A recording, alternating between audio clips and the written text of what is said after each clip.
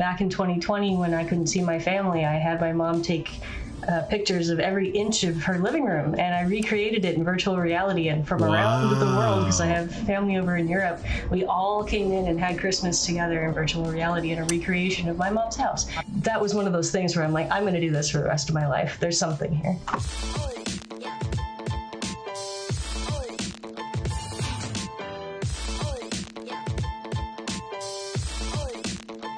Hi guys, welcome to the Creative Block. Today we're joined by two leaders in the immersive technology and virtual reality world. Trisha Williams, CEO of Origami Air, brings 20 years of experience in building 3D worlds for games and innovation. She's collaborated with prestigious institutions and now guides the next generation of world builders at UC San Diego.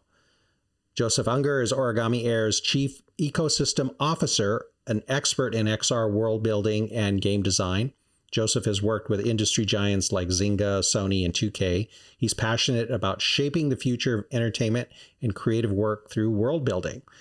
Together, they've pioneered pro-social XR production, pushing the boundaries of virtual worlds. A shout out to our mutual friend, Niall El-Wardani, who connected us. I really am grateful to her, who's also at UC San Diego. So thank you very much. And guys, thank you very much for making the time to be on the show today. I appreciate it.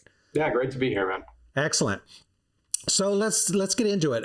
Tell us a little bit about your roles at UC San Diego and what Origami Air is. Hi, I'm Trisha Williams, first of all. I'm CEO of Origami Air, like the intro said. Origami is Joe and I and two other founders, private company. We are XR publisher. So we focus on creating large-scale digital worlds that are applied to all sorts of different uses and industries, and not just entertainment, but we've worked within medical and compassion and empathy training. We've done things for commercial. We've done things for research. So it really does cross the gambit when it comes to applying digital world creation. Trisha, you had like 20 years of background in this. Tell us about your origin a little bit, like how you got started in this. Sure. Yeah, this was almost a surprise for me too. Way back in the day, I grew up in Fargo, North Dakota. You know, things like this wasn't exactly imagined even. Yeah, exactly. Like, what was I going to do with my life? I've always been into tech. You know, I was the person that people called when their VCR broke and that kind of stuff. But I also loved art. So my undergrad, I went for a fine artist, painter. But I used to say that I was born with a game controller in my hand because I was just so obsessed with video games and art. And then after I had graduated, I was online. This tiny little notif came up on the side that said, "Are you a woman that likes video games? Do you want to make video games as a career?" And I went, "What? Wow. That's a career?" Wow. And it was Women in Games International was the organization. I clicked the button and it brought me to a Southern Methodist University had just started a brand new master's program for interactive technology with a specialization in art, in creation for games. And they only What year was this? Oh gosh, 2003. Wow. And it's called the Guildhall at SMU. And it was, they were like, you know, they get thousands of applicants, they only let 30 in every cohort. So I applied. I was the only woman that was accepted to my cohort. Wow. So I picked up and moved to Texas and went to school for gaming. And then I went into AAA games. And from there, it's just kind of snowballed and rolled forward. And now it's not just games, but the other stuff that I've been talking about. And I met Joe, one of our, like my second studio. And from there, we've just been building worlds together. That's crazy. So even when you were in college, did you think it was a career, or were you just really having fun and exploring? Certainly not in undergrad. You know, I was expected to move out in New York and do gallery showings and paintings and all sorts of stuff. I just never, I had no idea that I could marry my love of art and my love of tech until the Guildhall fell into my lap. That's crazy. And how about you, Joseph? For me, well, yeah, the road here has been kind of a pretty traditional one when it kind of looks at games, really. I am in my 30 years out now, and 30 years of it all in games. It's class of 94 on Highway 94. So we grew up playing Dungeons and Dragons and bulletin boards and Zork. And then all of that became massive multiplayer online games. And, I was along for that ride. Basically, I started off in pen and paper, everybody jumped over to MMOs. And then when that ship sailed, we all, fell into social and AAA. So really, my story is one of evolution as the tech has changed. So my storytelling has changed. And, the last 10 years with Trisha really building here in San Diego has really been looking towards the future of where all this stuff is going. Well, the kind of work that you guys do always inspires me because, I think about like even where gaming was 10 years ago, and that was obviously a thriving industry, but it's very different now, right? I mean, there's really just kind of really new innovations, more exciting and more layered, and this is kind of what drew me to even have these conversations because it was just so fascinating. Even this Comicon, right? This is the first time we've ever done a Comicon show together. And it's this whole full circle moment. We're doing it with a friend of mine, Matt Forbeck, who is one of the original workers with Gary Gygax, and around these ideas of how do we do interactive storytelling, right? And that was really the foundation of how we started to build games, which is how we started to build Web3, right? Unreal, Unity, all of these tools we now see even in Accenture and Microsoft everyday tool suites are, started off with rolling dice and figuring out how to tell a story together. So it is one of these generational moments. Every time you get a new tool set, it's such a shift. And the integration of XR is one story, but then the acceleration tool of AI, right, is allowing us to produce and democratizing creativity to such a level that we're all needing these world building skills now, which is really where Trisha's been throwing down on how do you build a world building studio. Yeah.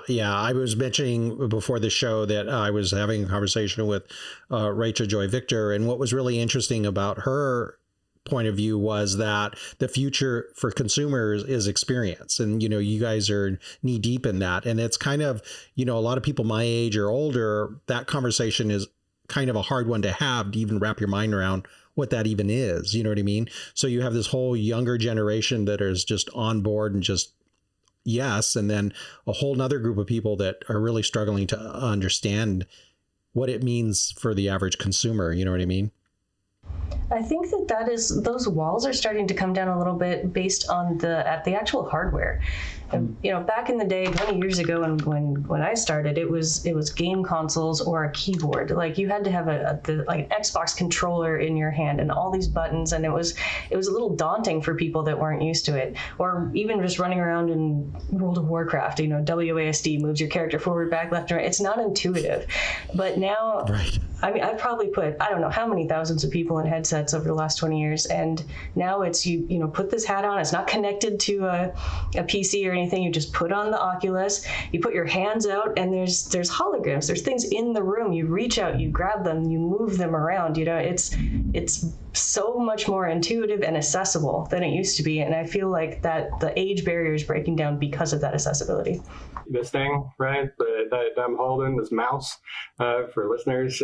So this device, used to move around a screen for several generations now, is a skill set that not all of our students have. You got four-year graduates at UCSD who do mouse operation as not daily operation. Wow. And I think for those of us of certain generations, looking at, new graduates coming out of college going to have to teach them how to use a mouse.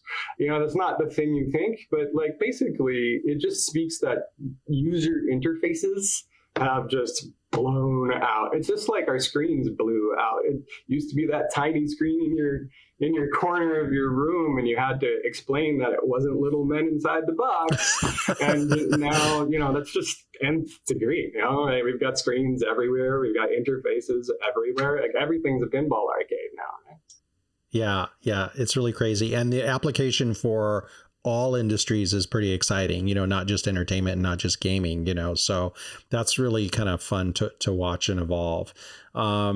So tell us about USC's World Media Lab. I read your guys' bio after I was introduced to you. I'm at USC at the School of Cinematic Arts, and then I realized, oh, this is all very incestuous, isn't it? So, I was kind of excited to hear about that. And I remember many times walking past those double doors and walking in, they're like, what are you guys doing? And they would explain it. And I'm like, okay, but what are you guys doing? Like, it was kind of hard for me to wrap my mind around actually what was happening in there. So I'm thrilled to talk to you guys about what your experience was there.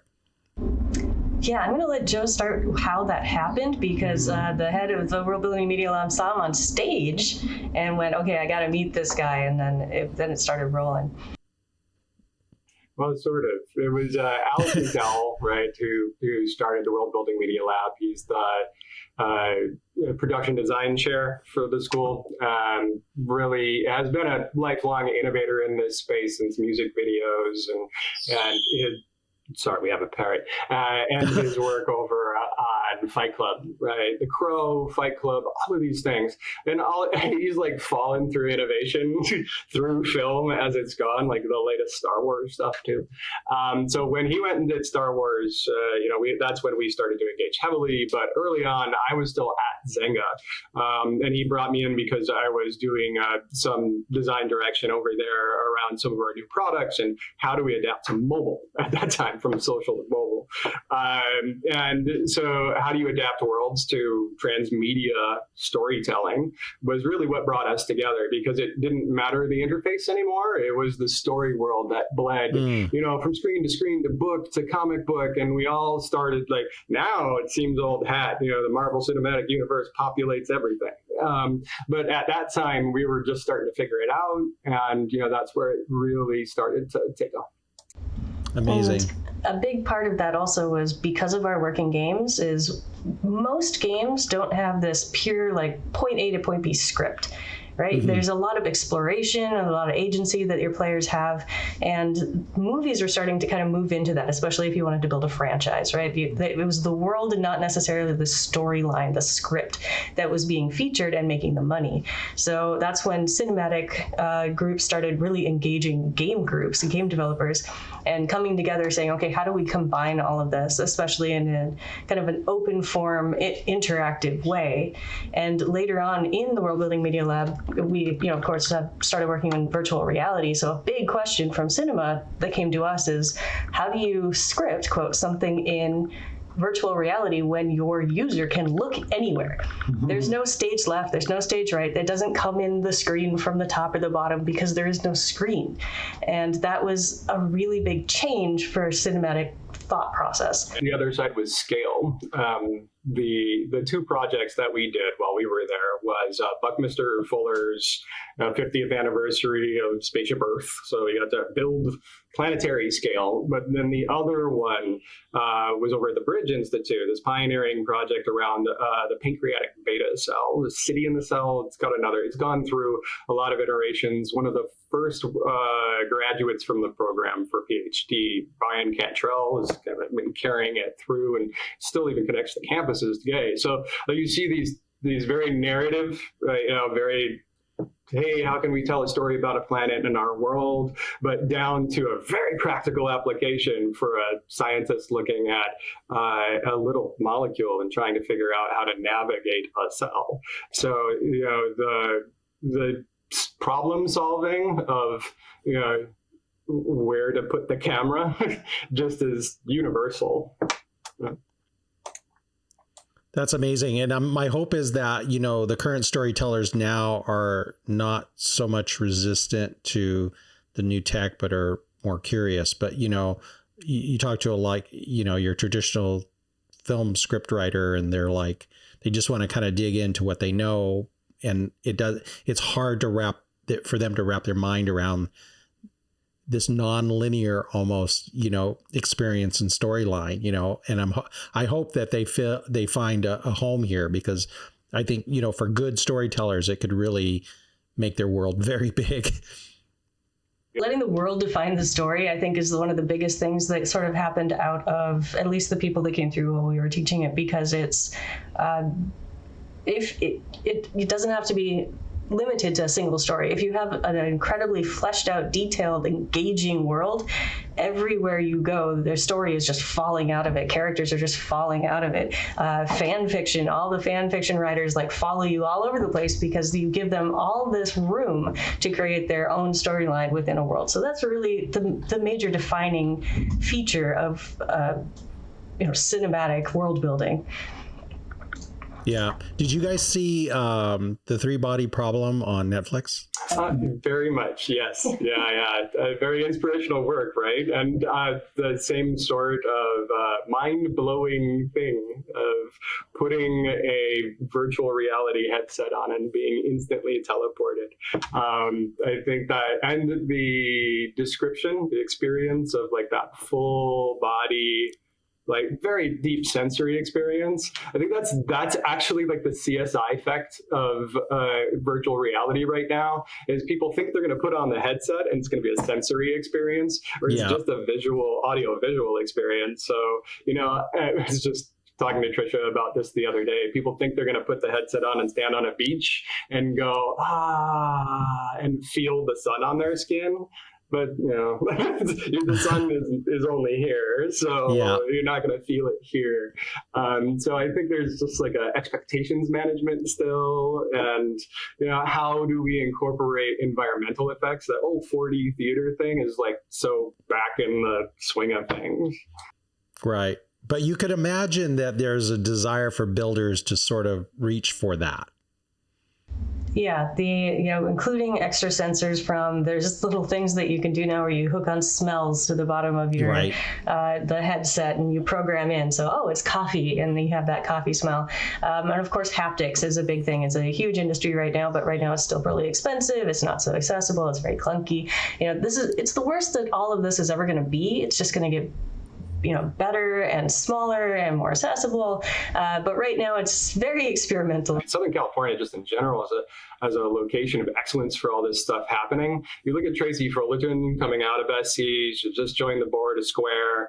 That sort of person is taking us into the next generation of creativity, right?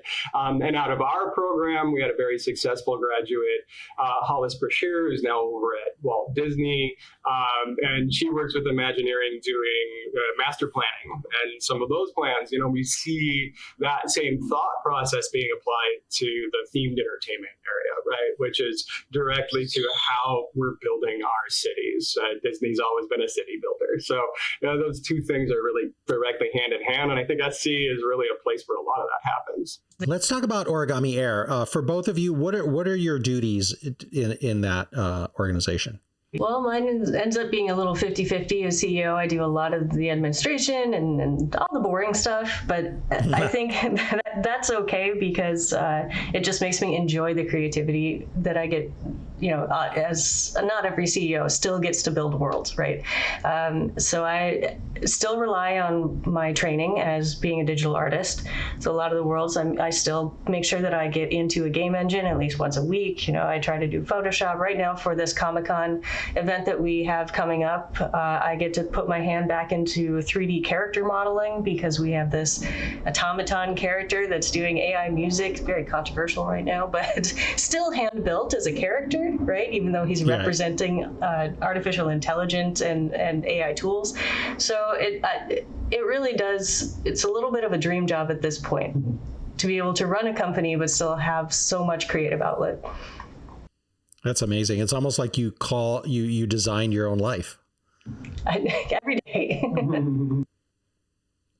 How about you, Joseph? Yeah, it's a chief ecosystem officer, which is a newer term. It kind of comes out of the innovation sector a bit. Sometimes you see it as chief innovation officer. Really, for us, it is truly an ecosystem officer. We work very closely with Gregory Horowitz, who wrote a book called The Rainforest. It was all about ecosystem development, and we spent some time with the Kauffman Foundation in the Midwest. I tried to figure out how to take studio development in a new way.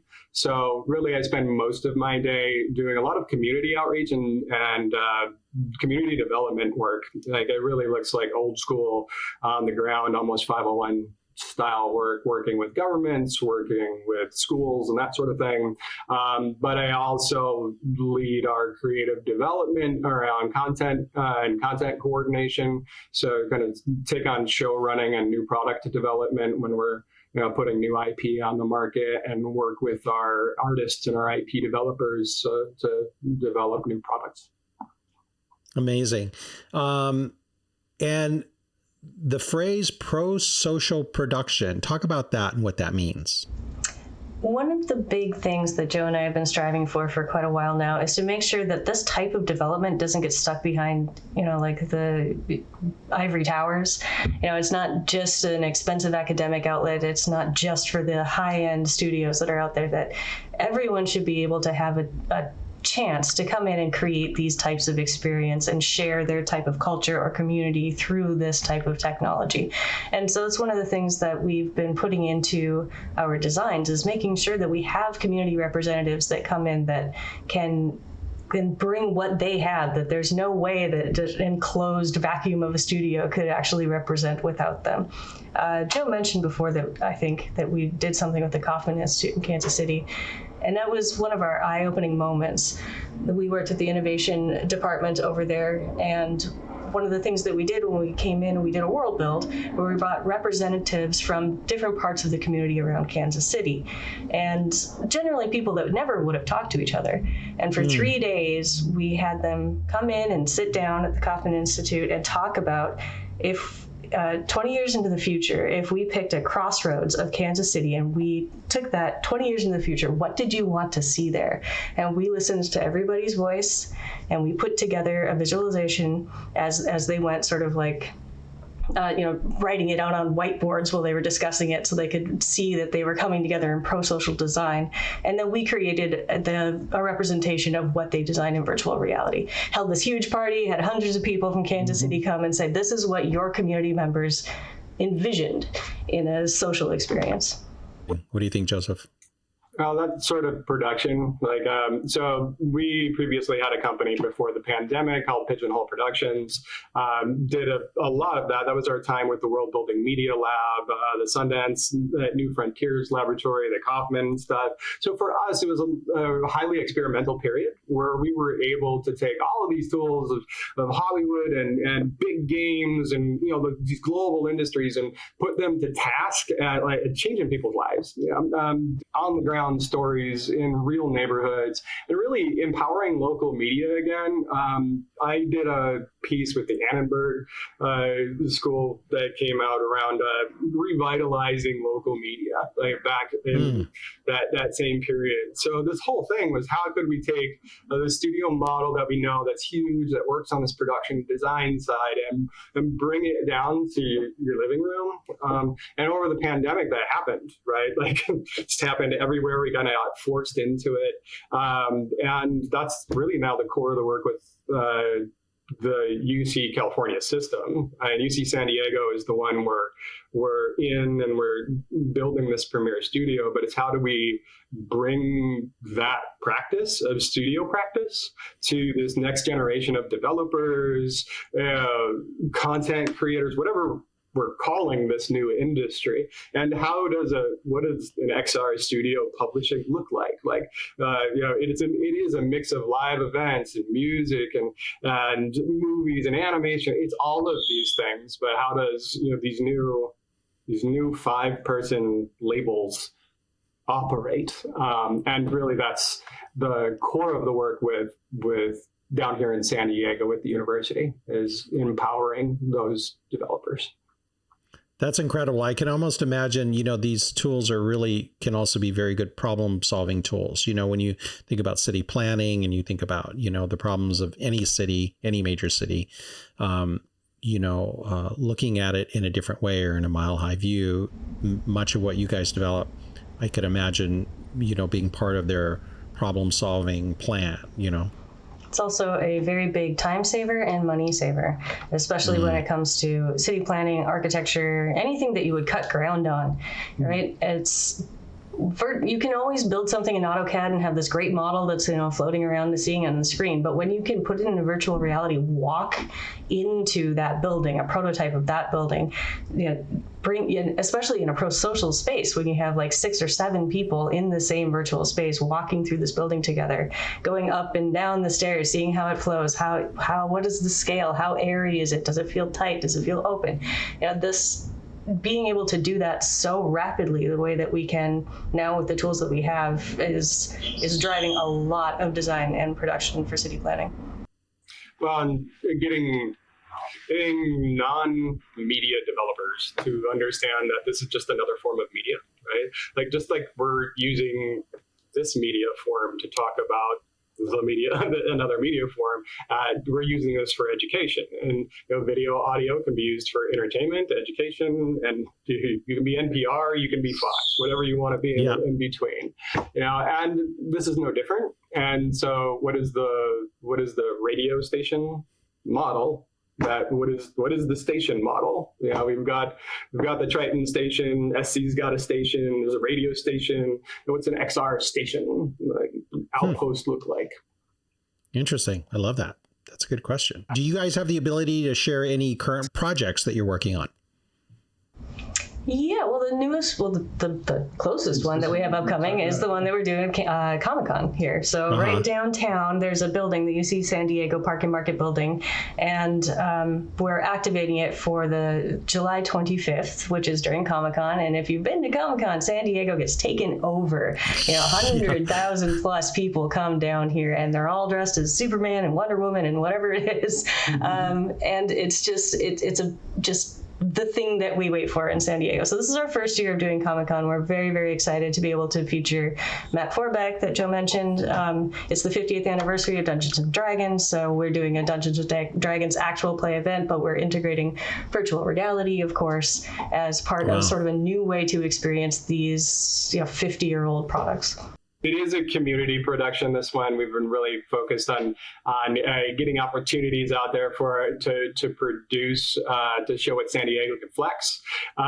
So getting our storytellers to work with these kind of classic storytellers, because it's the 50th anniversary of Dungeons & Dragons. And if you're in the scene, it's like disrupting entertainment all over the place. And this troupe that's out of Southern California, Critical Role, really took off in the pandemic, but even before then was transforming how we storytell using video and traditional role-playing games. And they went all the way through animation. They've been propagating their new games. It's really inspirational for a lot of us that have been around this one for a long time and maybe came out of Lake Geneva. So we're really smashing all of that together on the stage at Comicon with the community. And it's really like, how do we get those classic storytellers with those new storytelling formats with people that haven't been exposed to it? Right. And getting that activation with XR. So Trisha's building out a VR piece to show people that VR can be integrated into a live play scenario, a video add-on, go into your role-playing game and be around your table. That's not this thing that you have to go into your room in the dark and Beat Saber, but you can have at the kitchen table or couch co-op. There's all these opportunities in AR, VR, MR that we can do together, and that's when we're talking pro-social. So it's a big pro-social event that's going to end up in a steampunk party. So we hope people have a good time. Super cool. My coworker is a big D&D fan, and he's always trying to get me excited about it. I was never much of a gamer, so I'm like, good for you. But it must be exciting for you guys to be innovating where you are in the shadow of Comicon, because these people are basically coming to you, right? Yeah. No, I mean, this is really fun. We've been here for 12 years now, and we're like, this is our first Comic-Con, so we're very excited about it. But I also wanted to touch on one thing that as far as projects are concerned, that isn't entertainment, to prove that it does work on multiple levels.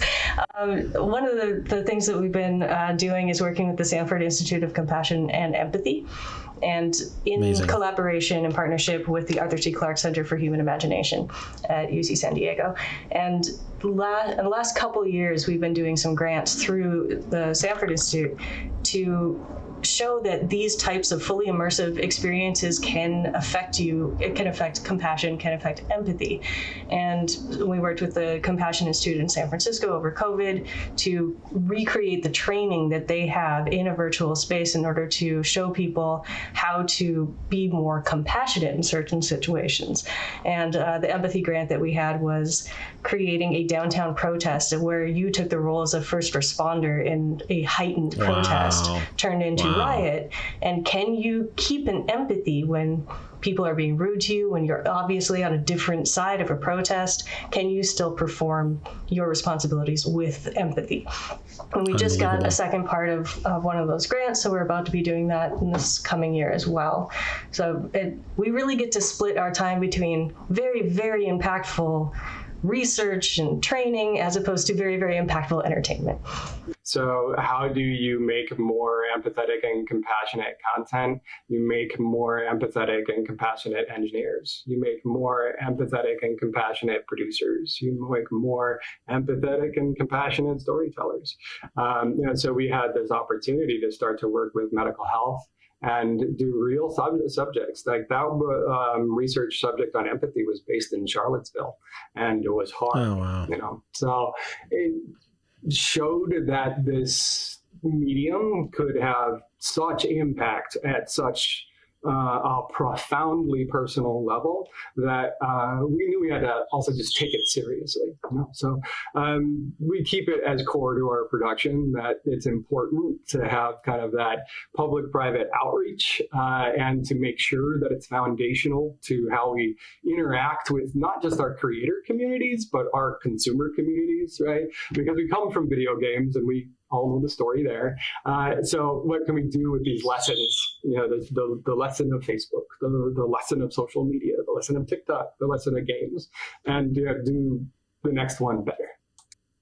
Wow. Hats off to you guys. I mean, you think about like Alzheimer's or schizophrenia, things that people really have challenging, it's challenging in their lives when they're in families like this. And, people don't always make good choices because they a lot of times don't know an alternative, so the potential for, creating environments like that is really impressive. Really hats off. That's amazing. What are you seeing? And we may have touched on some of these, but is there anything that you're seeing coming down the road that's that you're excited about? Yes. So I understand that it is a very controversial topic, but AI tools. Yeah. And we teach them at the Maverick Studio at UCSD. I use them daily, and I am not worried about them in the same way that I think a lot of people are at the front, because I had to devour, it's tech, right? I had to devour it and say, okay, what is the good and bad here? What are these things? Are they a threat to what I do? I've been an artist my entire life. Obviously, I started as a fine artist. I went to concept artist. I'm a modeler. I'm a texture artist. And you have skin in the game. You have somebody with a perspective who knows about it. The more I use these tools, the more I see them as tools. And of course, all tools can be used improperly. All tools can be used for evil. All tools can be used. And will be. Yes, absolutely. People are making pretty crappy AI art and posting it all over the place. And that's fine, because we're figuring out how to handle this and how to integrate it into pipelines and into actual development. But I really do see it as a tool that can actually speed up production. There's a lot of stuff. I would never publish an AI piece like as an art piece at the very, very end, but Midjourney or DALL-E or something like that to help start defining some visual styles to get everybody on board, and then take that and use it as a style reference and take that forward to giant posters, all sorts of different stuff like that. even though you can do longhand math, doesn't mean that you wouldn't use a calculator to help you solve that equation in the end. That's right. It's a transformative moment, right? Everybody just got the printing press in their hand, and some people are rightfully questioning, what are people going to do with the printing press? Are they going to nail 99 theses to some door and disrupt everything? Maybe. I'm excited for that ride, but been a lifelong technologist. I mean, I had TI-88 on the coming up on basic, going through this. And as a dyslexic, code has been something that has been constantly out of reach. The game industry allowed it access because they created tools like visual scripting that allowed people like me, whose numbers and letters move around, and a period and a comma keeps you from a career. You know, like this generation of AI tool sets, like this is the worst that it's going to be. They're amazing. They're transformative tools, the way that the synthesizer was transformative to music, right? We have to understand what these bits and parts are we're working with and what we're synthesizing, you know, and what the Nazis are going to do, and what the extremists will take. But you know, that's been media forever. You know, you give a guy a bell in a street corner, he'll turn it into something terrible or something wonderful. So I look at as a whole new toolbox of superpowers that I've taken everything that I've learned in the last 30 years and condensed it into 3 days. And I am so excited to see the generation behind me, like, just plow over and do it all over again. I mean, we did it, came up extra, right? Burn it down, build it up, blockbuster, hoorah. Like, everybody wants to be George Lucas, right? And that was the drive to build it yourself. And now you've got artists like Kendrick transforming cities with the tools at hand. And you know, industry does what industry does, but artists are using these tools in amazing ways. Yeah. I had an interview with a gentleman. His name is Yossi Hassan. He's a co-founder of a NFT art company out of New York. And he was talking about it in terms of inauthentic web and authentic web. And that really rung true to me, because I thought, you know, we could choose to sort of be supporting one way or another. And I think a lot of the criticisms have validity about intellectual property and things like that. We should be having those conversations. We should be solving that. Some of those fears are very legitimate, and we have to move forward. They're two things at the same time. Yeah, it really reminded me of Napster, kind of like that argument back in the day. But the lawyers are going to fight it out, just like they did with De La and sampling, and define what music is for us. But now they need to define what a phrase is, and define what, like, it just needs to be legal, which is going to be a pain in the ass. But thankfully, we have AI to help us with law. I also, often talk to people about why isn't there room for both? You know, we have, if I would love to buy a hand-carved chair from a woodworker that makes beautiful, beautiful chairs. And we do have some pieces like that. Joe is sitting at a beautiful hand-carved table right now. But doesn't mean that I don't order chairs from IKEA when I need some chairs for my lawn. There's two different, ways to create these types of outputs. And a lot of the times when you have all this like nonstop user-generated or AI-generated art, it just makes you appreciate the true art where people sat down and put the time and put the expertise in. It just makes it more valuable. And those people become more valuable in their career because of the time and expertise that they put into it. So there is room in this world for both of this tool and human artistic creation to exist. Well said. I see that with our students, right? They dive into the tool and they start to initially be skeptical, see what it's good and not good for. But then if you weren't an artist, you suddenly know color theory because you had to prompt it.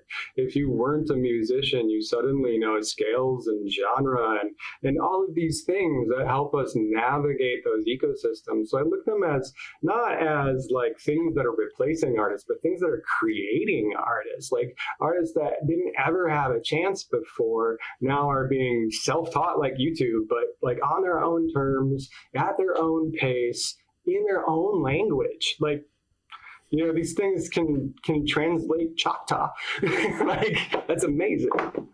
Do you guys have any advice for people coming up? Because we're living in a world where there's a lot of options and there's a lot of tech happening and there's a lot of noise.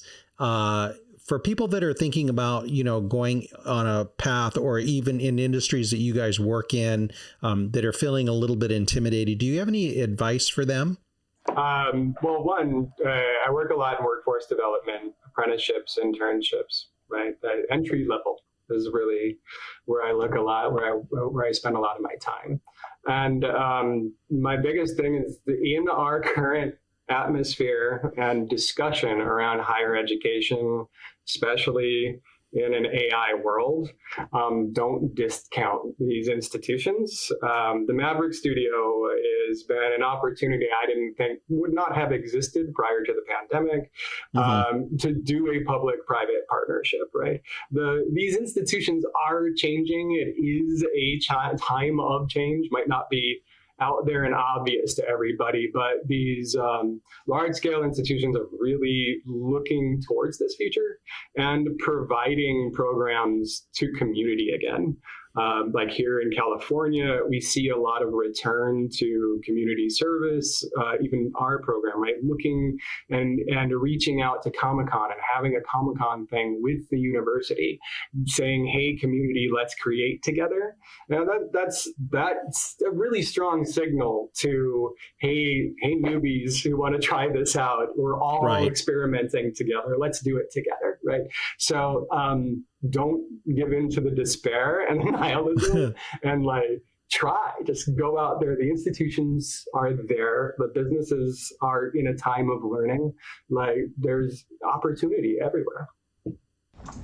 Amazing. Yeah, one of the things I really enjoy seeing, again, you know, we're running the Maverick Studio at UC San Diego, and this is our chance to work with students again. And our program reaches out to all the different schools and departments on campus. You don't have to be a programmer to come in here and learn how to use these tools, right? So we get people from marine biology to medical to dance students, and they all come in and they're like, oh, we really want to know how to do this. And we first we weren't even sure if students were going to be interested, and we can only let 20 in at a time just because of, you know, space and other limiting factors, but we get hundreds of applicants every quarter.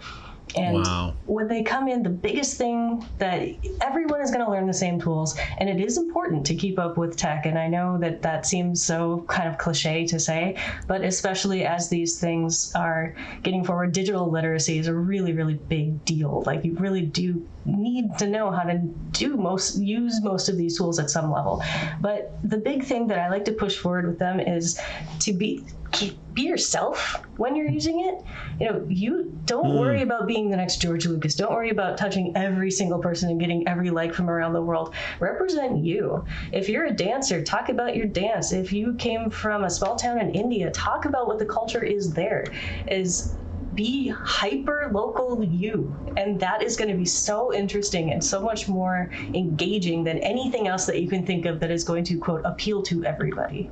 Storytelling is not something that's just a career now. Storytelling is like that third rail that everybody needs to learn. It's like PowerPoint. If you go and grab Unity and go and grab these tools, they really are turning to prompt to game, prompt to world, prompt to series. Like, don't be afraid of it. Like saying, yes, the legal side will sort itself out. We, the consumer, are not in the law. We can have an opinion, but the law will sort itself out as we see. It is up to us to use these tools to make the next generation of us stronger. And these tool sets are are accessible and scalable, but you have to know how to tell your story. And that's the thing, that's the magic sauce that will make it all go. Try and be yourself. Pay attention, people. Well said. As we're talking about the rapid amount of change, I always point to where we are now in the conversation, for example, with the metaverse and with NFTs. And if you walk out into the street and I talk to people anywhere, they were like, yeah, see, that was a failure. How'd that go? You know what I mean? I think the general perception is sort of both of those environments are failures. And yet you and I know, we all know when we talk to builders that it might not be the hype cycle, but the technology of those environments are really active and people are really building exciting things. What do you think about that sort of public perception versus what people in the trenches are doing? I love this part of the cycle when everyone went, oh, it failed, and they don't pay attention. This is my favorite time to build and develop. Yeah. It's like the metaverse is actually a very good example because that word out there, it was new. Everyone learned what that word was, and everyone pointed at Ready Player One, and they were like, "Oh, this." And Joe mentioned it earlier. It's like that expectation of like the three-body problem, right? You just put it on, and right. All of a sudden it's you are transported to another planet. And now you put it on, and you're like, "Why does everything look so cartoony?" And it's okay because. The fact that everybody learned about it is because it did happen. We're there. And now we get to very quietly actually build it. So the adoption rate of like, oh, now it failed. NFTs, I think, are a brilliant idea, for example, because I went from fine artist to digital artist. After I went to digital artist and I was creating things in Photoshop, I got completely snubbed by the fine art community because it was fake art, right? Like I had an undo button and I didn't have to mix my own paint and everything, even though I did that for years. And they knew I did that for years. I just got cut off. And I kept thinking, well, what is it about it? And part of it was because you copy paste. That was the thing they'd say, oh, it's just copy paste. And because it's not unique, because you can copy paste forever. And so when NFTs came around, I was like, oh, finally, like if there's a little bit of that uniqueness, a little bit of protection, a little bit of value behind art that I will spend hundreds of hours making in Photoshop that gets it completely ignored. So all of these things out there, when they hit this sort of like ignore area, is exactly when we put it into super speed. The illusion of the chasm, right? The adoption curve. There's this, you leap the chasm, you don't fall into it. That's how innovation works. So I'm excited for it and think that it's a matter of language, interwebs or World Wide Web, whatever you want to call it, Web 3, Web 4, Web 28, and everything evolves, and that's where it's going to go. You evolve with it, or just go to your pool on the side and watch it go. I mean, they both are valid options. You can. There are plenty of marble carvers who are keeping up Roman traditions, and thank God for them. For we know, indigenous peoples across the planet share with us tens of thousands of year old traditions, and thank God, because somebody in a corner kept doing it. So I hope people keep doing what they're doing. Like, just because we've got new tools doesn't make old tools passé. It makes them cooler.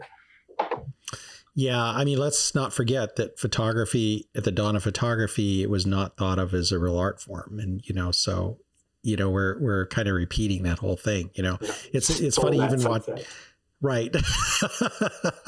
And, with the Vision Pro and the Meta goggles and things like that, like I went into an Apple store and I put them on and, it was kind of like, oh, okay, this is interesting. And then some of it was like, wow, and so the potential for, the technology get better, for it to get lighter, for it to be cheaper, for the production value to get better. I mean, once you put it on, you could see where this is going. And I think for the average consumer, it's going to be really exciting to watch this play out. The impactfulness that I'm seeing it really is up to the imagination of the creator at this point. All the tools are the same. They're still just a hammer and a screwdriver, but you can build a house or you can build a boat. There's like all sorts of different ways that the outputs can come. And you mentioned working with Alzheimer's and dementia, and there's so many studies and so many amazing things coming out of that, from people that can put on the headset and be back in their home childhood town that they didn't see in 70 years and remember certain things. Back in 2020, when I couldn't see my family, I had my mom take pictures of every inch of her living room, and I recreated it in virtual reality. And from around the world, because I have family over in Europe, we all came in and had Christmas together in virtual reality in a recreation of my mom's house. But also now I have that. It's almost like a virtual snapshot in time, because That's in 10 incredible. years, her grandkids can go into what her living room looked like in 2020. And it's stepping into the past in a whole new way.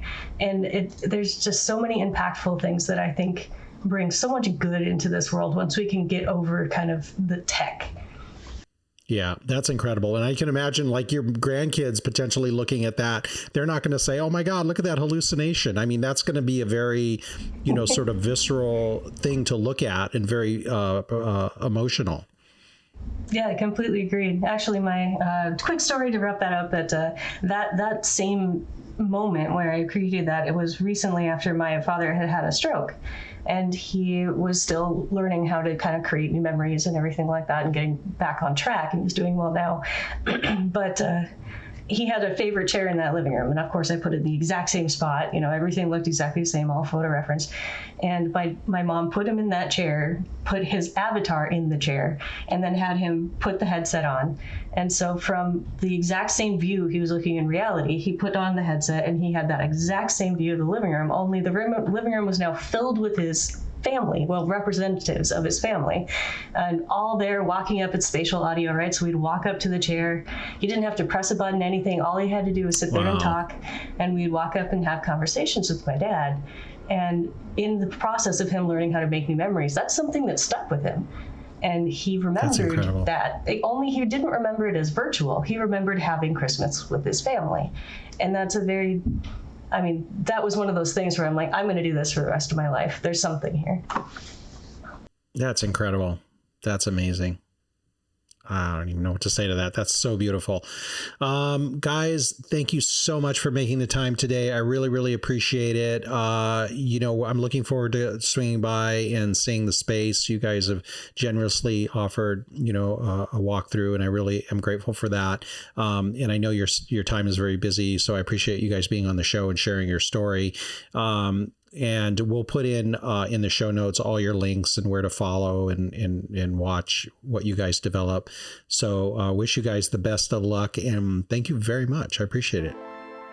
Thanks for having us. Great conversation. Thank you so much, Vince.